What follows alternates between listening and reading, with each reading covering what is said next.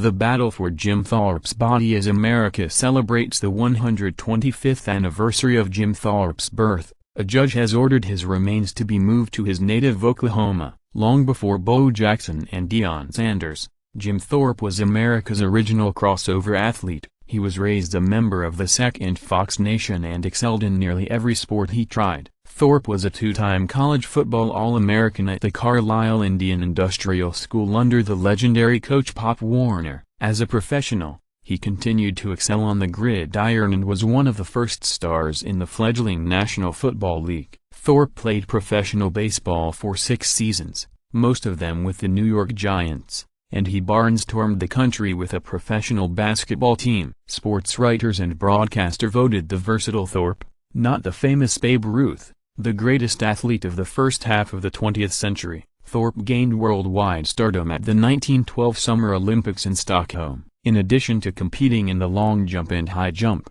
Thorpe captured gold medals in both the pentathlon and the decathlon, in which he smashed the world record. When an awestruck Swedish King Gustav V presented Thorpe with his prize, the monarch gushed, "Oh sir, you are the greatest athlete in the world." Months later, however, it was revealed that Thorpe had previously received minuscule payments while he played semi-professional baseball for the Rocky Mount Club in the Eastern Carolina League. Although the rules were not uniformly enforced, his gold medals were stripped for violating the game's prohibition on professional athletes. Those medals were eventually restored in a 1983 ceremony, but that was 3 decades after Thorpe passed away in a California trailer park on March 28, 1953. Thorpe's death set off a strange sequence of events. Widow Patsy Thorpe had her dead husband's body transported to his native Oklahoma for interment, in the middle of a traditional Sac and Fox ritual burial ceremony.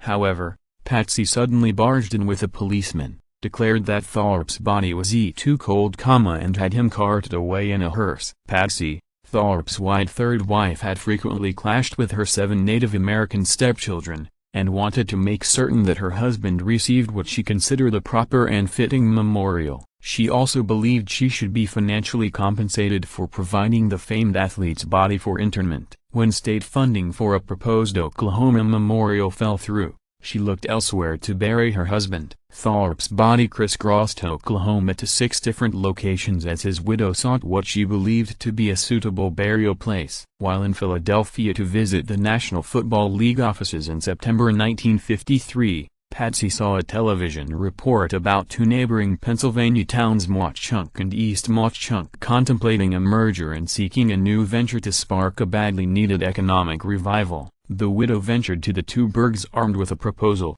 They could have her dead husband's bones if they rebranded themselves with his name and built a suitable shrine. Envisioning the presence of the century's greatest athlete as a tourist draw, the towns, which had no prior connection to Thorpe, agreed. On February 8, 1954, nearly a year after Thorpe's death, bells pealed, school children lined the streets, and businesses closed down for the day as Thorpe arrived in the town of East Mauch-Chunk for the very first time and was placed in a crypt until a tomb could be erected. Within months, the towns agreed to merge and christen their new union Jim Thorpe, Pennsylvania. The new town of 6,000 people built a memorial park that includes a pair of statues, historical markers, and Thorpe's above-ground red marble tomb, which depicts various scenes from his athletic career and is emblazoned with the quote from King Gustav. The casket rests on soil that includes dirt from Stockholm's Olympic Stadium and Oklahoma. Although Thorpe's 3 daughters eventually made peace with his Pennsylvania burial,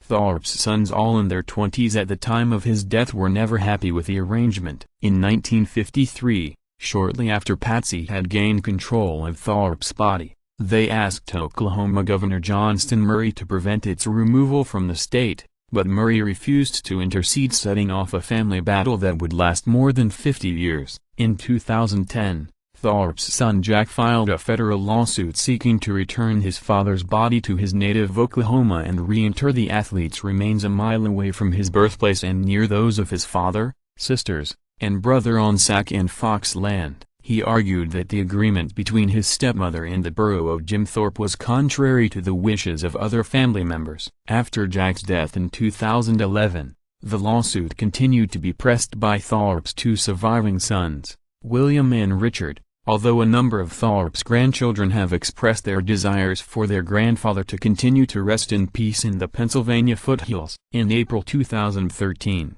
a federal judge ruled in the son's favor. The town of Jim Thorpe, Pennsylvania, has filed an appeal, and a final resolution of the case could take years. Meanwhile, the annual graveside celebration of the superstar's birthday has taken on a bittersweet tone as Jim Thorpe, Pennsylvania, contemplates life without Jim Thorpe.